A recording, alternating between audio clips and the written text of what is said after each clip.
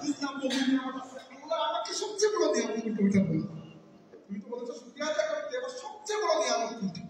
কোরআন শরীফে আল্লাহ সেই প্রশ্নের জবাবটা আমাদেরকে দিয়েছেন। আল্লাহ বলেছেন লাকাদ মান্নাল্লাহু আলাল মুমিনিনা ইয বা'আসা ফীহিম রাসূলান মিন আনফুসিহিম। আল্লাহ বলেছেন যে আল্লাহ মুমিনদের প্রতি সবচেয়ে বড় মেহেরবান, সবচেয়ে বড় দয়া, সবচেয়ে বড় করুণা করেছেন এটা যে তিনি তাদের জন্য তার রাসূলকে পাঠিয়ে দিয়েছেন। তার মানে যত নিয়ামত আল্লাহ দিয়েছেন তার মধ্যে সবচেয়ে বড় নিয়ামত হচ্ছেন খুদ আমাদের নবী আকা মাওলা সাইয়্যিদুল মুরসালিন ইমামুল আম্বিয়া রাহমাতুল লিল আলামিন জনাব মুহাম্মদুর রাসূলুল্লাহ সাল্লাল্লাহু আলাইহি ওয়াসাল্লাম। এর থেকে বড় কোনো নিয়ামত আর নাই। আমি বলছি না, আমাদের নবী নিজে বলেছেন ইন্নামা আনা রাহমাতুন মুহদাতুন, আমি আল্লাহর রহমতের হাদিয়া, হাদিয়া মানে উপহার, আমি আল্লাহর রহমতের উপহার হয়ে তোমাদের কাছে এসেছি। কিভাবে? একটা উদাহরণ দেখেন, ইসলামের যত নিয়ামত আছে সমস্ত নিয়ামতের মূল নিয়ামত আল্লাহর নবী সাল্লাল্লাহু আলাইহি ওয়াসাল্লাম, তার ওসিলায় বাকি নিয়ামত আমরা পেয়েছি। উদাহরণস্বরূপ কোরআন শরীফ একটা বড় নিয়ামত, আমি আগেই বলেছি। তো কোরআন শরীফে আপনার কোরআন নাযিল হয়েছে, ফেরেশতা জিবরাইল কি আপনার কাছে এসেছিলেন? রাসূলুল্লাহ সাল্লাল্লাহু আলাইহি ওয়াসাল্লামের কাছে নাযিল হয়েছে। আল্লাহ বলেছেন নাযালা বিহির রূহুল আমিন আলা কলবিকা, হে নবী জিবরাইলের মাধ্যমে আপনার কলবে, আপনার অন্তরে আমি কোরআন নাযিল করেছি। তো কোরআন প্রাপ্তির ওসিলাও রাসূলুল্লাহ সাল্লাল্লাহু আলাইহি ওয়াসাল্লাম। এছাড়া আরো দেখেন আল্লাহ অন্যান্য উম্মতের মধ্যে অনেক উম্মতকে লম্বা লম্বা হায়াত দিয়েছেন। আপনারা জানেন আগে আগে অনেক উম্মত এরকম গেছে যারা 70 বছরের হায়াত পেয়েছিলেন। আমাদের গড়াই কত? বিজ্ঞানের ভাষা এবং হাদিসের ভাষা, দুই ভাষা আমাদের বর্তমান সময়ের মানুষের গড় আয়ু 60 থেকে 65 বছর। গড় আয়ু কেউ হয়তো 65 বাঁচলে কেউ 55 এরকম গড় হয়ে যায়। তো যে 500 বছর হায়াত পেয়েছে সে যে পরিমাণ ইবাদত করতে পেরেছে, আপনি কি 60 বছরের জন্য সম্ভব? এরপরে সাউথ আফ্রিকার এত হিসাব, এত ব্যবসা বাণিজ্য, পরিবার পরিজন, বিয়ে শাদী, নানান ঝামেলা শেষ করে আপনি কতটুকু ইবাদত করার সুযোগ পান? এই জন্য আপনার নবীর ওসিলায় আল্লাহ পাক আপনাকে বছরে এমন একটা রাত দিয়েছেন যে এক রাতের ইবাদতকে আল্লাহ 1000 মাসের কন্টিনিউয়াস ইবাদত হিসেবে শামিল করেছেন। কোন রাত? লাইলাতুল কদর। আল্লাহ বলেছেন লাইলাতুল কদরি খায়রুম মিন আলফি শাহরিন। লাইলাতুল কদরের এক রাত 1000 মাসের চেয়ে উত্তম। 1000 মাস মানে প্রায় 93 বছর, এর থেকে 93 বছর থেকে বেশি। 93 বছরের ইবাদতের সওয়াব এক রাতেই আপনি পেয়ে যাবেন। অথচ হতে পারে 93 বছর আপনি বাঁচবেন না। এই এটা কি জন্য? কারণ আল্লাহর রাসূলের উম্মতের জন্য আল্লাহ দয়া করেছে। তো দেখেন, আমি আপনাকে এরকম বলতে সারা রাত বলতে পারবো, লম্বা কাহিনী করা দরকার নাই। আমার বিষয়টা হচ্ছে মিলাদুল নবীর পুরো বিষয়টা আপনাকে মোটামুটি করে আমি বুঝিয়ে দেব। তো দেখেন কয়টা অঙ্ক পাইলাম আমরা? 3টা অঙ্ক এখন পর্যন্ত পেয়ে গেছি। 1 নম্বর, আল্লাহ বলেছেন যদি নিয়ামত দেই তাহলে শুকরিয়া আদায় করা ওয়াজিব।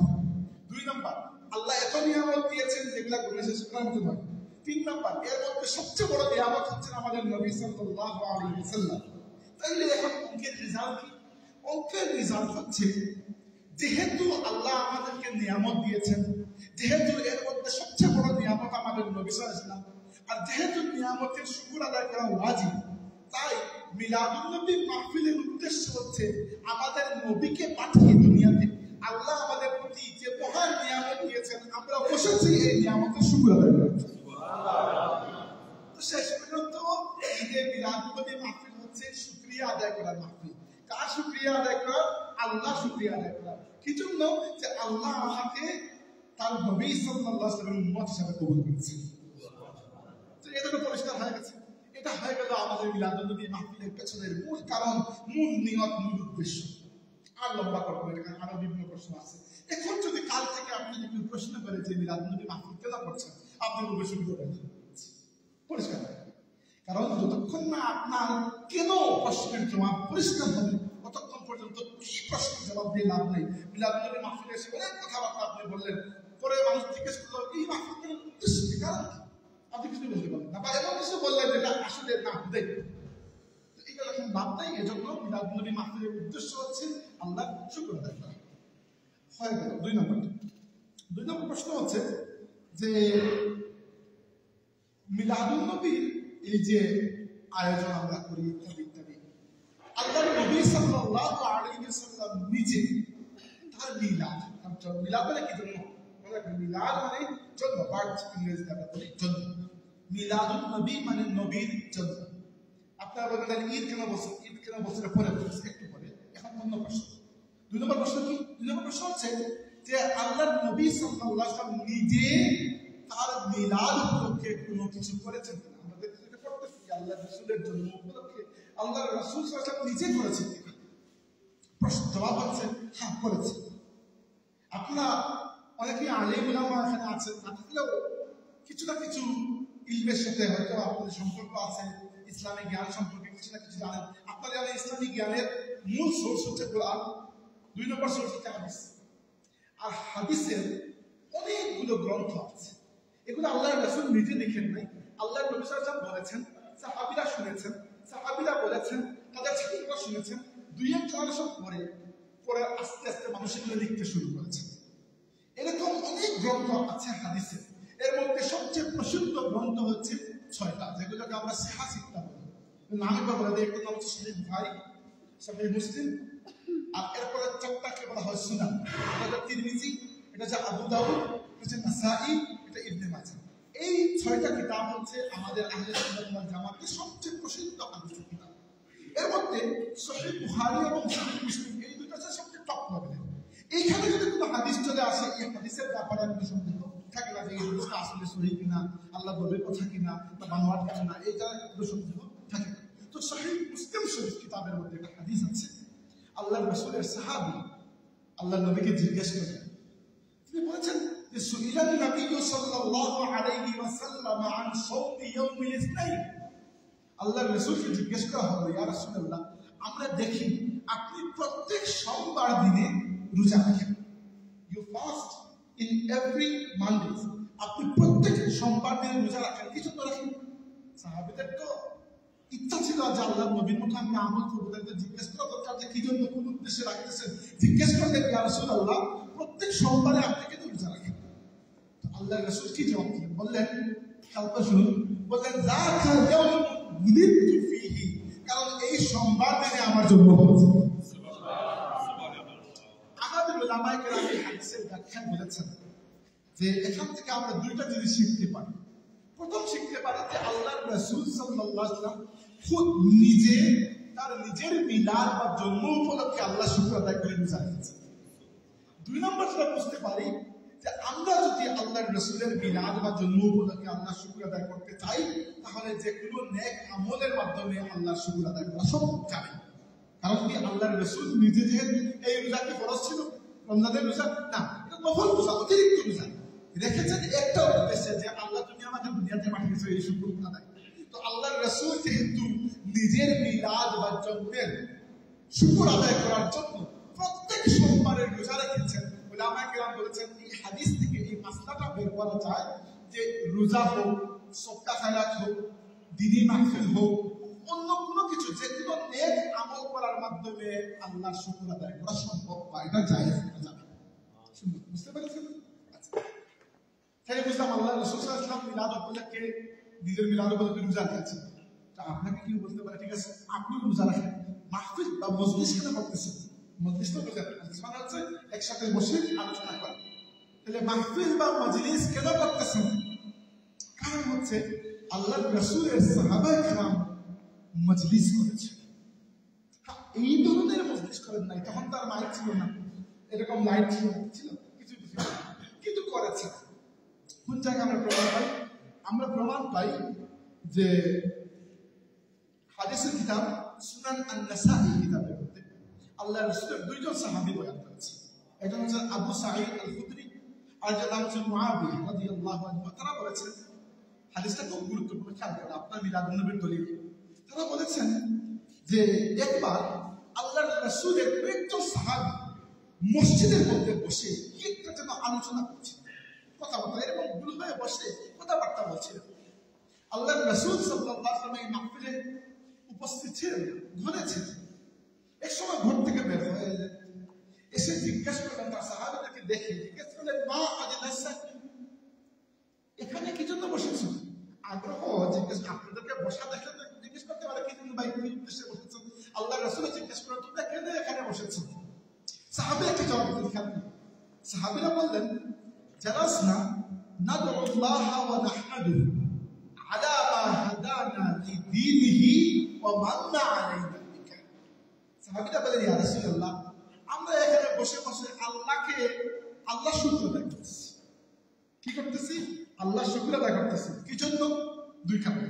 আলা মা হাদানা লিদীনিহি, প্রথম কারণটা হচ্ছে এজন্য শুকর আদায় করতেছি যে আল্লাহ আমাদেরকে তার দ্বীন ইসলামের মাধ্যমে হেদায়েত দিয়েছে। দুই নম্বর কারণ কি? শুকর আদায় করতেছি, এক নম্বর কারণ শুকর আদায় করার যে আল্লাহ আমাদেরকে ইসলামের মাধ্যমে হেদায়েত দিয়েছে। দুই নম্বর ওয়া মান্না আলাইনা বিকা, দুই নম্বর এজন্য শুকরিয়া আদায় করতেছি যে আল্লাহ আপনাকে দুনিয়াতে পাঠানোর মাধ্যমে আমাদের প্রতি বড় মেহেরবানি করেছে। আমরাও তো এজন্য বসেছি, তাই না? আমরা কি জন্য বসেছি? আমরা বসেছি এজন্য যে আল্লাহ তার রাসূলকে দুনিয়াতে পাঠিয়ে আমাদেরকে তার রাসূলের উম্মত বানিয়ে আমাদের প্রতি যে অপরিসীম দয়া করেছেন, করুণা করেছেন, মেহেরবানি করেছেন, ইহসান করেছেন, আমরা এই ইহসানের শুকর আদায় করতেছি। আলহামদুলিল্লাহ। তো আল্লাহর রাসূল শুনে কি বললেন? ডাক দিলেন। আল্লাহর নবী জিজ্ঞেস করলেন সত্যি করে বলো, কসম করে বলো কি জন্য বসেছো? সাহাবীরা ভয় পেয়ে গেলেন যে আল্লাহর রাসূল তো কখনো আমাদের কথার উপর সন্দেহ করেন না, আজকে এমন কি হইল যে তিনি দ্বিতীয়বার জিজ্ঞেস করলেন কসম করে বলো কি জন্য বসেছো? তারা কসম করে বলে ইয়া রাসূলুল্লাহ, এই দুই কারণ ছাড়া অন্য কোনো কারণে আমরা বসিনি। আমরা শুধু এগুলোই বলছিলাম যে আমরা আগে জাহিল ছিলাম, আল্লাহ ইসলামের মাধ্যমে হেদায়েত দিয়েছেন, আর আমরা আগে অভাগা ছিলাম, আল্লাহ আপনাকে পাঠিয়ে আমাদেরকে সৌভাগ্যবান করেছেন, এটাই আমরা বলছিলাম, আর কিছু না। আল্লাহ নবী বললেন শোনো, তোমাদেরকে আমি এই জন্য কসম দিই নেই যে তোমাদের কথা আমি অবিশ্বাস করেছি, বরং এই জন্য কসম দিয়েছি যে অনেক বড় একটা ঘটনা ঘটে গেছে। কি ঘটনা? তোমরা এখানে বসে তারা কথাবার্তা বলছো, আমি ছিলাম আমার ঘরে আল্লাহর ফেরেশতা জিবরাইল এসেছে, এসে বলেছেন ইন্নাল্লাহা ইউবাহি বিকুমুল মালাইকা, ইয়া রাসূলুল্লাহ আপনার যে সাহাবীরা ওইখানে বসে বসে মসজিদে ইজলাস মাজলিস কথাবার্তা আলোচনা করতেছে, আল্লাহ তাদেরকে নিয়ে ফেরেশতাদের উপর গর্ব করছে। সুবহানাল্লাহ। ইউবাহি বিকুমুল মালাইকা, তোমাদেরকে নিয়ে আল্লাহ তাবারক ওয়া তাআলা গর্ব করছে ফেরেশতা। তো মাহফিলের মাজলিসে মিলাদুন নবী বলেন অথবা আল্লাহর রাসূলের শানে যে কোনো মাহফিল, যেটার নাম যেটাই দেন, মিলাদুন নবী দেন, সিরাতুন নবী দেন, কনফারেন্স দেন, ওয়াজ মাহফিল দেন, দোয়া মাহফিল দেন, নামে কিছু যায় আসে না। উদ্দেশ্য হচ্ছে আপনার মূল উদ্দেশ্য নিয়ত কি? আপনার নিয়ত যদি এটা হয় যে আল্লাহ আমার নবীকে পাঠিয়ে আমাদের প্রতি ইহসান করেছেন, আমরা শুকর আদায় করব, আমরা আমাদের নবীর ব্যাপারে জানবো, আমাদের নবীকে অনুসরণ করব, শিখবো, তাহলে আপনারাও সাহাবা কেরামের মতো সেই সৌভাগ্যের অনুসারী হবেন, সেই সৌভাগ্যের দাবিদার হকদার হবেন যে আল্লাহ তাবারক ওয়া তাআলা আমাদেরকে কবুল করবেন। তাহলে বুঝলাম আমরা যে সাহাবা কেরাম রাদিয়াল্লাহু আনহুম আল্লাহর রাসূলের আগমন উপলক্ষে শুকর আদায় করার জন্য একসাথে বসেছেন, মাজলিস করেছেন, এজন্য আমরাও একসাথে বসে মাজলিস করি। এবার প্রশ্ন হচ্ছে যে এগুলো বুঝলাম যে মিলাদ নবী কোন উদ্দেশ্যে করি, নিয়ত কি? আল্লাহ শুকর আদায় করা। কি জন্য আল্লাহ শুকর আদায়? যে আল্লাহ তার নবীকে পাঠিয়ে আমাদের প্রতি দয়া করেছেন। দুই নম্বর, রাসূলুল্লাহ সাল্লাল্লাহু আলাইহি ওয়াসাল্লাম নিজের জন্য বা মিলাদ উপলক্ষে কিছু করেছেন কিনা? হ্যাঁ করেছেন, আল্লাহ নবী নফল রোজা রেখেছেন। হ্যাঁ আপনিও চাইলে নফল রোজা রাখবেন, অবশ্যই রাখবেন, এটা তো সুন্নাত। তিন নম্বর, তাইলে আল্লাহ নবীর আগমন উপলক্ষে এরকম আলোচনা সভা কি সাহাবীরাও আল্লাহ রাসূলের জন্য আলোচনা সভা করেছেন। তবে হ্যাঁ এইরকম মাইকিং করে করেন না, অনেকে বলতে পারে তখন তার মসজিদের মধ্যে করেছেন। যে যুগের যে নিয়ম, মনে রাখবেন এটা দুনিয়াবি কোনো বিষয় যদি আপনাকে গ্রহণ করতে হয় তাহলে এটা দেখতে হয় না যে সাহাবীরা বা আল্লাহর নবী করেছেন কিনা, এটা শুধু দ্বীনি বিষয়ের ক্ষেত্রে। দুনিয়াবি বিষয়ের ক্ষেত্রে দেখতে হয় যে এটা শরীয়তের বিরুদ্ধে নাকি শরীয়তের পক্ষে। উদাহরণস্বরূপ আমি আপনাকে ছোট উদাহরণ দিই। আল্লাহ রাব্বুল আলামিন আল্লাহর নবী সাল্লাল্লাহু আলাইহি ওয়াসাল্লাম আমাদেরকে বলেছেন যে পুরুষের জন্য একেবারে মাথা থেকে পা পর্যন্ত কটকটা লাল রঙের কাপড় পরা নিষিদ্ধ, কারণ লাল হচ্ছে লাল গোলাপি মহিলাদের। হ্যাঁ আপনি এটা গেঞ্জি পরছেন যেটা লাল, এটা সমস্যা না, কিন্তু উপর থেকে নিচ পর্যন্ত কটকটা লাল আপনি পরে আছেন, কোনো কালার নেই, এটা পুরুষের জন্য নিষিদ্ধ। আপনি বুঝতে পারছেন? এবার আপনি আমাকে জিজ্ঞেস করলেন ভাই আপনি যে এই যে এটা কালার কি করে কালার, এই কালারের পাঞ্জাবি বলেছে এটা কি জায়েজ? আমরা বললাম হ্যাঁ জায়েজ। কেন জায়েজ? কারণ কালোকে আল্লাহ নবী নিষিদ্ধ করেন নাই। আপনি বললেন নীল জায়েজ, আপনি বললেন বেগুনি জায়েজ। বললেন এখন প্রত্যেকটা নাম ধরে ধরে আমি বলবো নাকি? মানে একটা নীতিটা আপনি পেয়ে গেছেন যে পুরুষের জন্য একেবারে মাথা থেকে পা পর্যন্ত একেবারে সিরেফ লাল কালার করা নিষিদ্ধ, তার মানে বাকি সবগুলো বৈধ। বুঝতে পেরেছেন? আল্লাহ রাব্বুল আলামিন বলেছেন উহিল্লাত লাকুম বাহিমাতুল আনআম, যত প্রাণী চড়ে খায় এগুলো তোমার জন্য হালাল। এখান থেকে দুইটা প্রাণীকে নিষিদ্ধ করা হয়েছে। একটা প্রাণী যেটা চড়েও খায় আবার শিকার করেও খায়, ওটাকে আল্লাহ নিজে নিষিদ্ধ করে দেন, এটা হচ্ছে খিনজির বা শুকর, পর্ক। এটা নিষিদ্ধ, হারাম। আল্লাহ বলেছেন কুরদিমাত আলাইকুমুল মাইতাতু ওয়াদ-দামু ওয়া লাহমুল খিনজির, শুকর হারাম, খিনজির হারাম। আর আল্লাহ রাসূল গাধার গোশত খাওয়া হারাম করেছেন। এখন আপনি জিজ্ঞেস করলেন ভাই গরু হালাল? আমরা হালাল। বকরি হালাল? হালাল। এখন যদি আপনি প্রত্যেকটা খালি নাম করে ধরে জিজ্ঞেস করে দেবো, ঠিক হইল না। কারণ আল্লাহ সবগুলো হালাল করে দিয়েছেন, এর মধ্যে যতগুলো হারাম করার আল্লাহ এবং রাসূল হারাম করেছেন, আল্লাহ করে যেগুলো হারাম করেন নাই ওইগুলো হালাল। বুঝতে পেরেছেন? তো এইভাবে দেখা যায় যে অনেকেই এটা মনে করে যে ইসলামে দুনিয়াবি প্রত্যেকটা বিষয় ওই যুগের সাহাবায়ে কেরামের যুগের ওই অনুসরণে হতে হবে না। দ্বীনি বিষয়, দ্বীন বলতে যা কিছু আমরা বুঝি ওইটা আল্লাহর নবী আমাদেরকে যেভাবে দিয়েছে ওইভাবে থাকবে। এখানে আর নতুন করে এড করা আর বিয়োগ করার সুযোগ নেই। উদাহরণস্বরূপ আপনি নামাজে দাঁড়াইছেন, নামাজ কি ইবাদত? ইবাদত, ইবাদত না? ইবাদত তো দিনের অংশ, শরীয়তের অংশ, এটাকে দুনিয়াবি কাজ না। আপনার খুব আবেগ আসছে, আপনি প্রত্যেক রাকাতে ৬টা করে রুকু দিতেছেন, নামাজ আপনি বলতে পারেন রুকু তো ভালো কাজ, যতই ভালো কাজ হোক যদি আল্লাহর রাসূল নিজে না করেন তাহলে আপনি করতে পারবেন না, কারণ এটা ইবাদত। কিন্তু দুনিয়াবি কাজের ক্ষেত্রে হিসাব ভিন্ন। দুনিয়াবি কাজের ক্ষেত্রে নিয়ম হচ্ছে আসলুশ শাইই ইবাহাতু, প্রত্যেক কাজ জায়েজ যতক্ষণ না এটা নাজায়েজ প্রমাণিত হবে। আর দ্বীনি কাজের ক্ষেত্রে, ধর্মীয় কাজের ক্ষেত্রে সূত্র হচ্ছে যে আল্লাহ বা আল্লাহর রাসূল যদি যেটাকে বলেছেন ওইটাই করতে হবে, এখানে বানানো কমানোর সুযোগ নাই। তাহলে দ্বীনের মধ্যে, ইসলামের মধ্যে আপনি কিছু বানাইতে কমাতে পারবেন না। দুনিয়াবি কাজের ক্ষেত্রে নিয়ম হচ্ছে যে আপনাকে দেখতে হবে ওইটা জায়েজ কি না জায়েজ। উদাহরণস্বরূপ আল্লাহ নবী সাল্লাল্লাহু আলাইহি ওয়াসাল্লাম প্রথম 3 বছর ইসলামের দাওয়াত দিয়েছেন ম্যান টু ম্যান। আপনি একজনের কাছে গিয়েছেন দাওয়াত দিয়েছেন, আরেকজনের কাছে গিয়ে দাওয়াত দিয়েছেন, এরকম পাবলিকলি আল্লাহ রাসূল ঘোষণা করেন নাই। 3 বছর পরে আল্লাহ রাব্বুল আলামিন বললেন যে ফাসতাহি মা তুমার ওয়া আরিদ আনিল মুশরিকিন, হে নবী এখন আপনাকে আল্লাহ যে আদেশ করেছেন ইসলাম প্রচার করা সেটা আপনি খুলে করেন আর মুশরিকদেরকে ভয় প্রদর্শন করে থাকবেন। তো আল্লাহর রাসূল একটা ভালো বুদ্ধি করলেন, শুনুন ভালো করে। চিন্তা করলেন যে আরবের মানুষ বড় কোনো ঘোষণা, বড় কোনো অ্যানাউন্সমেন্ট দেওয়ার ক্ষেত্রে কি করে? প্রত্যেক যুগের একটা সিস্টেম আছে, তাই না? আজকের যুগে আপনি বড় কোনো অ্যানাউন্সমেন্ট দিতে কি করে ফেসবুকে আপলোড করে দেবেন, তাই না? তখনকার যুগে ফেসবুক ছিল না, এর আগে কি হইতো টেলিভিশনে আসতো ঘোষণা, অ্যাটেনশন প্লিজ। প্রত্যেক যুগের একটা নিয়ম থাকে, ওই যুগের নিয়ম ছিল যদি বড় কোনো ঘোষণা দিতে হইতো তাহলে যে ঘোষণা দিত সে উঁচু কোনো জায়গার উপর দাঁড়াইত, কিন্তু পাহাড়ের উপর, এবং নিজের সমস্ত কাপড় চোপড় খুলে একেবারে নগ্ন হয়ে যেত। তাহলে কি হইতো? মানুষ তার থেকে ফোকাস করতে চায় কি বলতে চাই। আল্লাহ রাসূল দেখলেন এই দুইটা পদ্ধতি আছে, এই দুইটা পদ্ধতিতে কি করা যায়, জরুরি ঘোষণা দেওয়া যায়। এবার আপনারা বুঝতে পারতেছেন এই দুইটা পদ্ধতির মধ্যে একটা জায়েজ পদ্ধতি আর একটা হারাম পদ্ধতি, তাই না? উঁচু জায়গার উপর দাঁড়ানো এটা কি নিষিদ্ধ না? এটা জায়েজ। আপনি যে কোনো সময় উঁচু জায়গার উপর দাঁড়াতে পারবেন, কিন্তু সবার সামনে কাপড় ফেলা এটা কি জায়েজ? আল্লাহ রাসূল কি করলেন? সাফা পাহাড়ের উপর, মক্কার একটা উঁচু পাহাড়, সাফা পাহাড়ের উপর কি দাঁড়ালেন। তার মানে আরবদের সংস্কৃতি কালচারের মধ্যে একটাকে আল্লাহ নবী গ্রহণ করলেন, কিন্তু কাপড়ও খুললেন না, কারণ এটা নিষিদ্ধ। তার মানে কি আল্লাহ রাসূল আমাকে বুঝিয়ে দিলেন যে দুনিয়াবি যে কোনো উপকরণ তোমরা গ্রহণ করতে পারো যদি সেটা জায়েজ হয়, না জায়েজ হলে গ্রহণ করা সম্ভব না। উদাহরণস্বরূপ আমরা এই মাইক গ্রহণ করছি, কি জন্য? কারণ মাইক ছাড়া কথা বলে তখন পর্যন্ত কথা বোঝানো সম্ভব না। এটা তো এত বড় মাহফিল না, আমি বিশাল বড় বড় মাহফিলে কথা বলেছি, এখানে মাইক ছাড়া কিভাবে কথা বলবো? তো এটা দুনিয়াবি উপকরণ, এটা জায়েজ, অবশ্যই জায়েজ।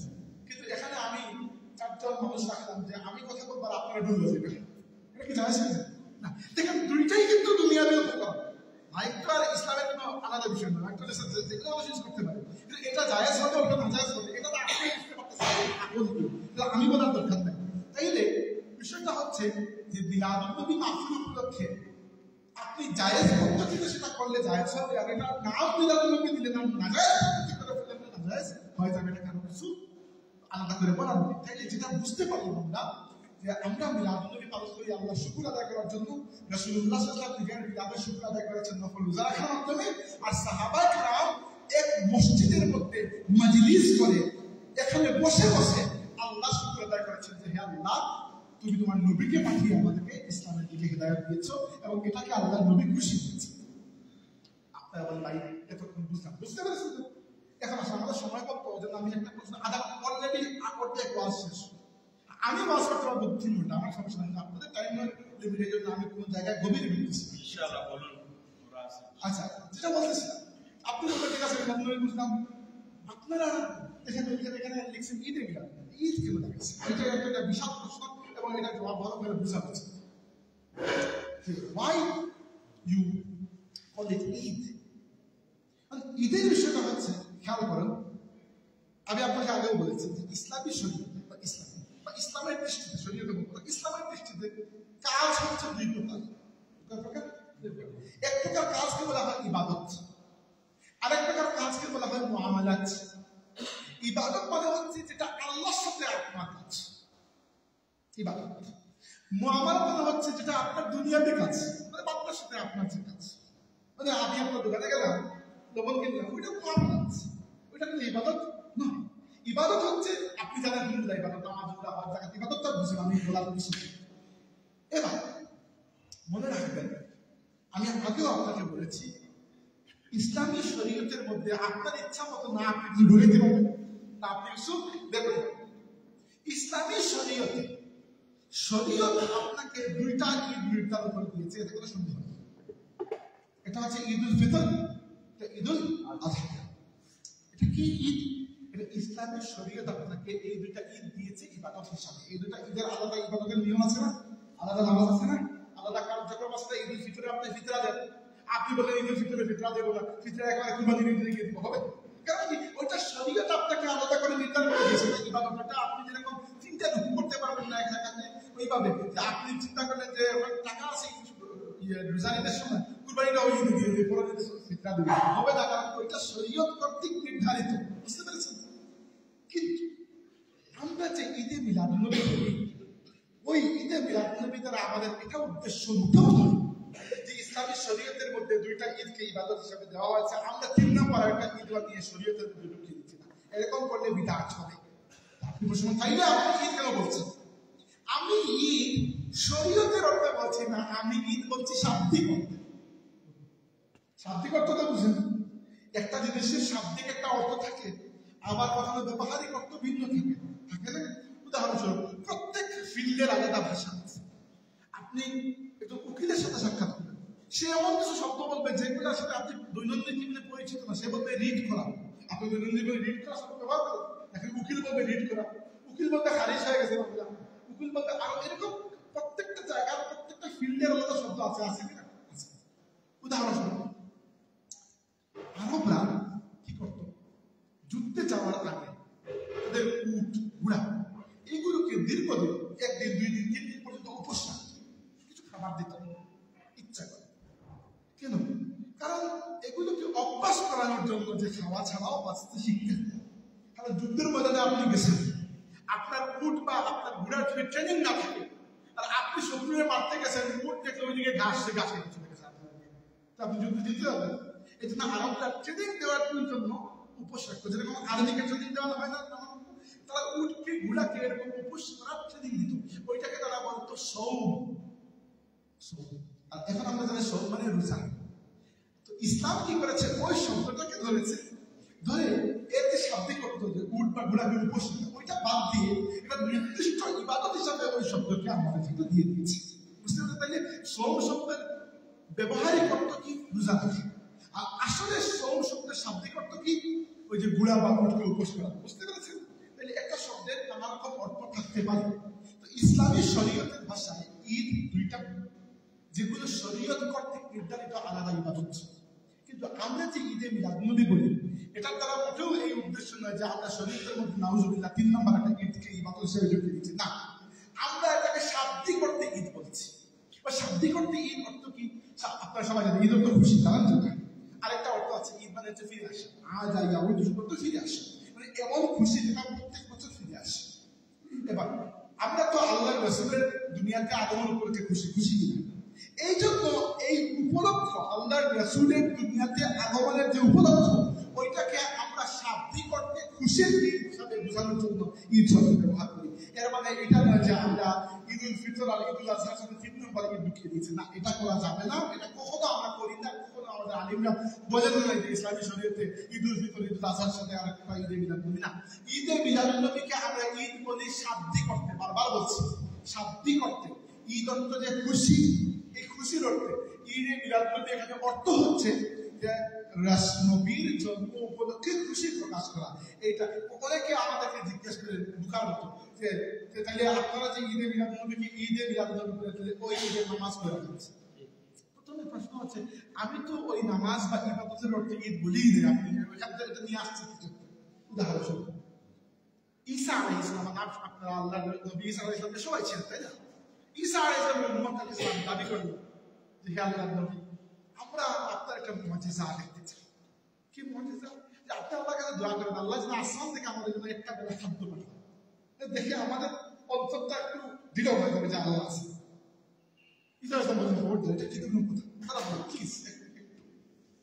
তো ঈসা আলাইহিস সালাম চিন্তা করে যে উম্মতের মনের আশা, তিনি আল্লাহর কাছে দোয়া করলেন। কুরআন শরীফের আয়াত সূরা মাইদার মধ্যে আছে, ঈসা আলাইহিস সালাম দোয়া করলেন, রব্বানা আনজিল আলাইনা মাইদাতাম মিনাস সামাই তাকুনু লানা ঈদান লিআউওয়ালিনা ওয়া আখিরিনা ওয়া আয়াতাম মিন ওয়ারযুকনা ওয়া আনতা খায়রুর রাযিকিন। ঈসা আলাইহিস সালাম দোয়া করলেন, আল্লাহ উম্মত আশা করেছে তাদের জন্য একটা আসমান থেকে খাদ্যের খেলা পাঠাও, যদি তুমি আমার দোয়াকে কবুল করো, যদি খাদ্য পাঠিয়ে দাও, ওটা আমাদের জন্য ঈদ হবে। তিনি কি ঈদুল ফিতর বা ঈদুল আজহার অর্থে ঈদ বলেছেন? না, তিনি খুশির অর্থে ঈদ বলেছেন। এখানে কেউ যদি জিজ্ঞেস করে মিলাদুন নবীকে কোন অর্থে ঈদ বলেন, তাহলে ঈসা আলাইহিস সালাম কোন অর্থে এটা কি বলেছেন, ওই অর্থে আমরা বলছি। কেউ যদি জিজ্ঞেস করে ঈদে মিলাদুন নবীর নামাজ পড়ার কথা, সালাম করে আমাকে জিজ্ঞেস করে এগুলো, আপনি বলেন তাহলে ঈসা আলাইহিস সালাম ওই নামাজ পড়ার কথা বলেছেন, তিনি যে রাখা করেছেন, আমরা পৃথিবী তো আল্লাহ নবী না। তো আসলে আমরা শাব্দিক করতে, আর তাছাড়া শাব্দিক করতে ইসলামে আরো বহু ঈদ আছে। কিভাবে বললাম? হাদিস একবার এক ইহুদি ব্যক্তি, মদিনার এক ইহুদি পণ্ডিত ব্যক্তি আল্লাহর রাসূলের সাহাবী এবং কাজী আব্দুল্লাহ ইবনে আব্বাস রাদিয়াল্লাহু আনহুর কাছে আসলো। এসে বলল, হে আব্দুল্লাহ ইবনে আব্বাস, আপনাদের কিতাব কোরআনের মধ্যে এমন একটা আয়াত আছে যে আয়াতটি আমাদের ইহুদিদের কিতাব তাওরাতের মধ্যে যদি নাযিল হতো, তাহলে যে দিন এই আয়াত নাযিল হয়েছে সেই দিনকে আমরা ঈদের দিন ডিক্লেয়ার করতাম। কোন আয়াতটা তোমাদের মনে রাখছে যে আয়াতের দিন ঈদের দিন? ওই ইহুদি ব্যক্তি বলল যে আপনাদের কোরআনের মধ্যে সূরা মাইদা 3 নম্বর আয়াতে আল্লাহ বলেছেন, اليوم أكملت لكم دينكم وأتممت عليكم نعمتي ورضيت لكم الإسلام دينا। আল্লাহ বলেছেন, হে মুসলমানরা, হে নবীর উম্মত, আজকে তোমাদের জন্য তোমাদের দ্বীন ইসলামকে আমি আল্লাহ পরিপূর্ণ করে দিয়েছি। সুবহানাল্লাহ। এর আগে কোন নবীর উম্মতকে কিন্তু আল্লাহ এটা বলেন নাই। কারণ প্রত্যেক নবীর পরে আরেক নবী এসেছেন, তার সঙ্গে কিছু একটা যুক্ত হয়েছে, পরে আরেকজন এসেছেন, কিছু একটা যুক্ত হয়েছে, কিছু বিয়োগ হয়েছে, কিছু হয় না, এরকম হয়েছে। কিন্তু আমাদের নবী হচ্ছে শেষ নবী, এরপরে আর কোন নবী আসবেন না, অতএব ওহী নাযিল হওয়ার দরজা বন্ধ হয়ে যাবে। এই জন্য আল্লাহ ইসলামকে, দ্বীনকে, শরীয়তকে, হিদায়াতকে পরিপূর্ণ করে দিয়েছেন। ইহুদি বলল যে এটা এত গুরুত্বপূর্ণ আয়াত, এটা যদি আমাদের তাওরাত কিতাবে নাযিল হতো, যেদিন এই আয়াত নাযিল হতো ওই দিনকে আমরা ঈদের দিন ডিক্লেয়ার করে দিতাম। আব্দুল্লাহ ইবনে আব্বাস বলে, শোনো, মজার কথা শুনে যাও, এই আয়াতটা আমাদের শরীয়তেও ঈদের দিনে নাযিল হয়েছে। সে বলল, কিভাবে? এটা তো ঈদের দিনে নাযিল হয়েছে। বলে, হ্যাঁ হয়েছে। কিভাবে? কারণ শুনো, ওই আয়াত যখন নাযিল হয়েছে আমি নিজে আল্লাহর নবীর পাশে দাঁড়িয়েছিলাম। কখন? ওই আয়াত নাযিল হয়েছে 10ম হিজরিতে, আল্লাহর রাসূল যখন বিদায় হজ করছিলেন, সেই বিদায় হজে আরফার ময়দানে ওই আয়াত নাযিল হয়েছে। এবার আরফার ওই যে 10ম হিজরিতে যখন আল্লাহর নবী বিদায় হজ করছিলেন সেই দিন, সেই বছর আরফার দিনটা এসেছিল শুক্রবারে। আরফার দিন সবসময় একবারে আসে না, এক সময় তার ঘুরে অবস্থায় এক সময় একবারে আসে, কিন্তু ওই বছর ছিল শুক্রবারে। আর তিনি বলেন, হে ইহুদি ব্যক্তি শুনো, ওই আয়াত নাযিল হয়েছে কোন জায়গায়? আরফার ময়দানে, আরফার দিনে। আরফার দিনে কখন হয়? সে বলল 9 জিলহজ। সে বলে আমি বলছি আরফার দিন কখন হয়? আরফার দিন কিন্তু ফিক্সড, প্রত্যেক বছর আরফা হয় 9 জিলহজ। আর যেমন ধরো ঈদের দিন ফিক্সড, ঈদুল ফিতর হবে পহেলা শাওয়াল, পহেলা শাওয়াল, আর ঈদুল আজহা হবে 10ই জিলহজ। এটা ফিক্সড, এটা আপনি এরকম বলতে পারবেন না। এভাবে আরফার দিনও ফিক্স, আরফার দিন হবে 9ই জিলহজ। তো আব্দুল্লাহ ইবনে আব্বাস বলে, শুনো ইহুদি, ওই আয়াতটা নাযিল হয়েছিল আরফার দিনে। আরফার দিন হচ্ছে 9ই জিলহজ, আর ওই বছরটা আরফার দিন এসেছিল শুক্রবারে। শুনে রাখো, আমাদের ইসলামের মধ্যে, ইসলামের সংস্কৃতির মধ্যে আরফার দিনটাও ঈদের দিন হিসাবে গণ্য হয়, আর জুমার দিনটাও ঈদের দিন হিসাবে গণ্য হয়। কেউ যদি বলেন যে ঈদুল ফিতর আর ঈদুল আজহা ছাড়া কোনোদিন ঈদ বলা যাবে না, আমি আপনাকে বলি, বছরে আরফার দিন আসে কয়বার? একবার, 9 জিলহজ। আর জুমা আসে কয়বার? 52 বার। 53 বার তো ঈদ এখানে চলে আসছে। কিন্তু ওই ঈদ গুলা ঈদুল ফিতর বা ঈদুল আজহার ওই অর্থে কেউ ঈদ বলে নাই, ওইগুলা বলছে খুশির দিন অর্থে। কি জন্য? যেমন আরফার দিন কি জন্য খুশির দিন? আল্লাহর রাসূল বলেছেন যে আরফার দিনে আল্লাহ তাআলা এত বেশি সংখ্যক মানুষকে, বান্দাকে মাফ করে দেন, অন্য কোনো দিনে এত মানুষকে মাফ করে দেন। আল্লাহর রাসূল বলেছেন, যে ব্যক্তি আরফার ময়দানে গিয়ে উপস্থিত হবে, আরফার ময়দানে আল্লাহ তাকে এমন ভাবে আরফার ময়দান থেকে ফিরিয়ে দেবেন যেভাবে নিষ্পাপ হয়েছে মায়ের পেট থেকে বেরিয়ে এসেছে। সেটাকে খুশির দিন। আল্লাহ তাকে মাফ করে দেবেন, খুশির দিন না? 2 নম্বর জুমার দিন। জুমার দিন কি জন্য খুশির দিন? আল্লাহ নবী বলেছেন, ইন্না আফদালা ইয়াউমিকুম ইয়াউমুল জুমআহ, তোমাদের সবচেয়ে শ্রেষ্ঠ দিন হচ্ছে জুমার দিন। কি জন্য? ফিহি খুলিকা আদম, এই দিন তোমাদের বাবা আদমকে আল্লাহ বানিয়েছিলেন। আমাদের বাবাকে যদি বানাইছে, খুশির দিন না? খুশি দিন। আমাদের বাবা আদমকে আল্লাহ বানাইছে এই দিন। তাইলে বোঝা গেল যে ইসলামী শরীয়তে ঈদুল ফিতর আর ঈদুল আজহা ওইগুলা আলাদা ইবাদত হিসেবে আল্লাহ দিয়েছেন। এছাড়াও আরো বিভিন্ন খুশির দিন আছে, ওইগুলাকেও ঈদের দিন বলা যায়। এবার কেউ যদি বলে ঈদে মিলাদুন্নবীকে ঈদ বলা যাবে না, জুমার দিন তো আপনারা ঈদ বলছেন, জুমার দিন ঈদের দিন না? জুমার দিন তো সাপ্তাহিক ঈদের দিন তো বলাই হয়। এরপরে আরফার দিন আমি বলছি, আপনার কথা আমি তো মানব না, আমার কথা মানা লাগবে না, আল্লাহ নবীর সাহাবের কথা তো মানবেন। ওই হাদিসটা আব্দুল্লাহ ইবনে আব্বাস রাদিয়াল্লাহু আনহু, ওই যে হাদিস আপনাদেরকে আমি শোনাইলাম, ওই হাদিসটা কোন কিতাবের মধ্যে আছে? ওই হাদিসটা আছে জামিউত তিরমিজি কিতাবের মধ্যে। ওইগুলা সবই আমাদের আহলে সুন্নাত ওয়াল জামাতের প্রসিদ্ধ হাদিসের কিতাব। আমি বাড়ি থেকে লিখে কোনো বই নিয়ে আসি নাই। যারা বুখারী, মুসলিম, তিরমিজি, আবু দাউদ, নাসাই, ইবনে মাজাহ, যারা আলিম আছে সবাই এই কিতাবগুলোর নাম জানে, সবাই এই কিতাবগুলোর নাম জানে। অতএব তিনি ঈদে মিলাদুন্নবীকে ঈদের দিন বললে এটা রাগ করার কিছু নাই। মিলাদুন্নবী শব্দ আমি বানাই নাই। জামিউত তিরমিজি কিতাবের মধ্যে একটা পরিচ্ছেদ আছে, পরিচ্ছেদের নামে মিলাদুন্নবী, বাবু মা জাআ ফি মিলাদিন নবী সাল্লাল্লাহু আলাইহি ওয়াসাল্লাম। ইমাম তিরমিজি ওই পরিচ্ছেদের মধ্যে যত হাদিস এনেছেন ওইগুলো আল্লাহর রাসূলের দুনিয়াতে আগমন জন্য সংক্রান্ত, আর তিনি এই অধ্যায়ের নাম রেখেছেন আল্লাহর নবীর মিলাদের অধ্যায়। কিন্তু মিলাদুন্নবী নামটাও আমার বানানো নয়। ঈদের দিনটা আমরা শরীয়তের অর্থে বলছি না। আপনি যদি মনে করেন যে ঈদ, ফিরত ভালো করে খেয়াল করেন, আপনি যদি মনে করেন যে ঈদে মিলাদুন্নবী ইসলামী শরীয়তের আলাদা কোনো ইবাদত, নামাজ, হজ, যাকাত, ওইটা আলাদা কোনো ইবাদত না। ওইটা কি? ওইটা একটা উপলক্ষ। ওইটা কি? একটা মহান উপলক্ষ, একটা অকেশন। কি জন্য? কিসের উপলক্ষ? যে আল্লাহর নিয়ামত প্রাপ্তির উপলক্ষ। সেখানে এটা নবীদের সুন্নত যে যখন নিয়ামত আসে তখন বেশি করে আল্লাহর ইবাদত করতে হবে, আল্লাহর নেক কাজ করতে হবে। উদাহরণস্বরূপ আল্লাহর নবী জাকারিয়া আলাইহিস সালাম আল্লাহর কাছে দোয়া করলেন যে আল্লাহ আমাকে একটা সন্তান দাও, আমি মুরব্বী হয়ে গেছি, আমার স্ত্রী বন্ধা, আমার দায়িত্বে যে এতটা উম্মত, এদেরকে আমি কার হাতে রেখে যাবো? একটা বাচ্চা দাও আমাকে।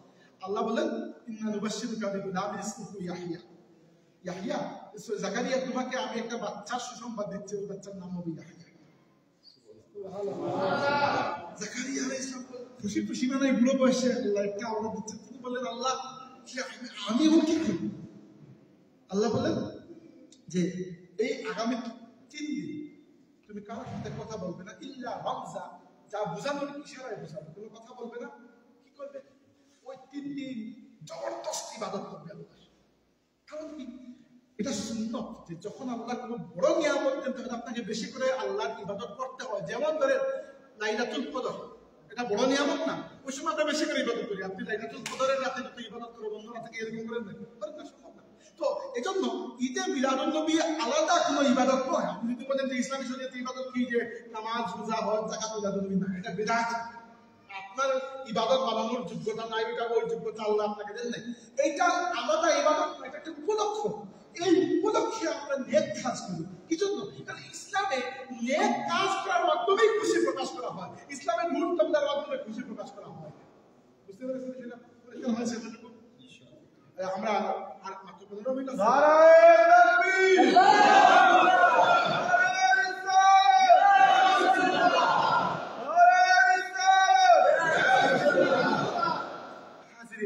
এবার আসুন আরেকটা গুরুত্বপূর্ণ প্রশ্ন। প্রথমত একটা বিষয় ক্লিয়ার করে দিই যে আমরা অনেকেই জানি এবং বলি আল্লাহ রাসূল সাল্লাল্লাহু আলাইহি ওয়াসাল্লাম দুনিয়াতে আগমন করেছেন 12 রবিউল। এটা আপনারা অনেকেই জানেন। মনে রাখবেন এই ব্যাপারে আলিম উলামার মধ্যে অনেক ধরনের মতামত আছে। 12 রবিউল বলতে না। অনেকে বলেছেন হ্যাঁ রবিউল আউয়াল মাসের ব্যাপারে মোটামুটি রবিউল আউয়াল মাসেই আল্লাহ নবীর জন্ম হয়েছে। কিন্তু কোন তারিখে? অনেকে বলেছেন 4টা মতামত আছে প্রসিদ্ধ। অনেকে বলছেন 2 রবিউল আউয়াল, কেউ বলছে 8 রবিউল আউয়াল, কেউ বলছে 12 রবিউল আউয়াল, কেউ বলছে 17 রবিউল আউয়াল। এবার আমরা 12 রবিউল আউয়ালকে মানি, তাই না? 12 রবিউল আউয়াল আমরা তো মানে জানি, কিন্তু এটা নয় যে আমরা 12 ছাড়া বাকিগুলো মতামতকে ফেলে দিই না। মনে রাখবেন যে জায়গায় সমস্ত আলিম উলামার ইজমা বা ঐক্যমত আছে ওইটাকে আমরা সবচেয়ে করে গ্রহণ করি। উদাহরণস্বরূপ মিসওয়াক করা, মিসওয়াকের ব্যাপারে দুনিয়ার কোনো আলিমের মধ্যে বিপক্ষের মতামত নাই, সবার মতামত মিসওয়াক সুন্নাত। প্রথমে এই ব্যাপারে আমরা সত্য, মিসওয়াক সুন্নাত। কিন্তু কোন তারিখে আল্লাহ রাসূলের জন্ম হয়েছে ওইটা নিয়ে এরকম চিন্তা করা উচিত না যে আমার বিরুদ্ধে যদি কেউ বলে বললে এটা মতামত কাফির।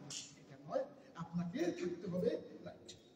হ্যাঁ, আমাদের কাছে এটাও প্রমাণ আছে যে আল্লাহ রাসূল সাল্লাল্লাহু আলাইহি ওয়াসাল্লামের জন্য 12 রবিউল আউয়াল হওয়ার ব্যাপারে প্রমাণ আছে, আমি বলতেছি আপনাকে। কিন্তু কেউ যদি বলে যে তোমরা বলো 12 রবিউল আউয়াল আল্লাহ রাসূলের জন্মের ব্যাপারে অন্য মতামত তো আছে, আমি বলবো হ্যাঁ আছে, আপনি বলবেন হ্যাঁ আছে। এই জন্য এটা নয় যে আমরা খালি 12 রবিউল আউয়ালকে ধরে আছি, আমরা অন্য দিনেও আল্লাহর নবীর আলোচনা করি কিনা? আচ্ছা, আপনারা আজকে করতেছেন মিলাদুন নবী মাহফিল, আজকে কি 12 রবিউল আউয়াল? আজকে 28 রবিউল আউয়াল। তার মানে কি এটা যে আমরা এই ব্যাপারে এত কঠোর না যে ভারতেই করতে হবে, উন্নতি করা যাবে না? আমাদের মিলাদুন নবী মাহফিল যেগুলো আল্লাহর রাসূলের আলোচনা করার জন্য একদিনেই করতে হবে, উন্নতি করা যাবে না, এরকম বিভিন্ন নিয়ম আছে। আমরা কখনো বলেছি বা আমাদের দেশের তো ফুটবল স্যার কখনো বলেছেন এটা না। বরং সিলেটে মিলাদুন নবী তালামিজে ইসলামিয়ার মিলাদুন নবী মাহফিলের সবচেয়ে বড় র্যালি হয়তো 11 দিন, 12 পর্যন্ত হবে না। ফুলতলিতে আমাদের বাড়িতে মিলাদুন নবী মাহফিল হয় এক সপ্তাহ, 12 রবিউল আউয়াল তো ফিক্স কিছু। তবে হ্যাঁ, ঐতিহাসিক একটা মতামত আছে যে আল্লাহ রাসূলের জন্ম হচ্ছে 12 রবিউল আউয়াল।